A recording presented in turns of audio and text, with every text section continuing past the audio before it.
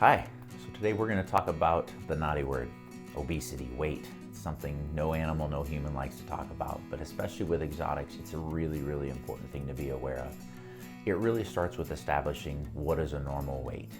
Every bunny, every guinea pig, just like every one of you and I, is a different shape, a different size, a different structure. So I always talk to owners about saying, what is a normal weight for your animal? Sometimes we refer to that as a target weight. Once animals get to be adults, we certainly understand the variability when they're young and when they're growing, but once they get to be adults, it's really important to partner with your veterinarian or partner with a rabbit expert or somebody who can really help you to establish what is a healthy weight for your animal. That gives you a reference point. It gives you something to compare to, because monitoring your animal's weight over the course of their life is one of the best things that you can do at home to really be a little bit more aware of what's going on with them.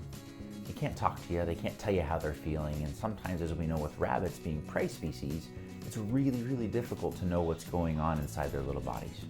So using weight as a good indicator of their overall health and well-being is a simple, safe thing to do. So I talk to all my owners about getting a scale at home. It doesn't have to be complicated, just needs to be accurate. And using that scale on a regular basis to establish a pattern of what are their weights. So for example, what we want to do is establish a target weight, and then consistently, whether it's weekly, whether it's every other week, weigh the animal. We always want to stay at the same time of day because they have natural feeding patterns, natural times of day where they eliminate stool, but weigh them weekly or every other week and then record that weight. And what we want to be looking for is patterns. We want to be looking for changes.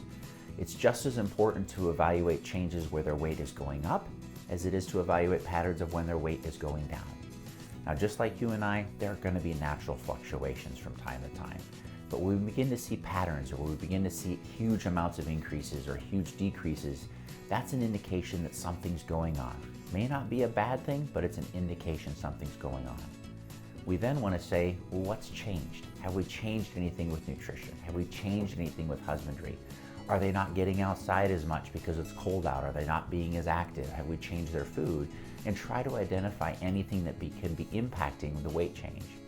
We can't ascertain something, the weight change gets more significant, then we want to make sure that we're reaching out to our veterinary partner and making them aware of what's going on to try to ascertain, is there a bigger potential issue?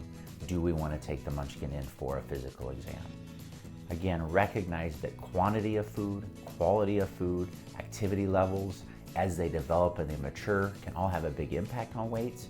But weight is something we always want to be aware of, and it's a very simple, safe, easy thing that any owner can do at home to make sure they're staying aware as possible as to how their little one's doing.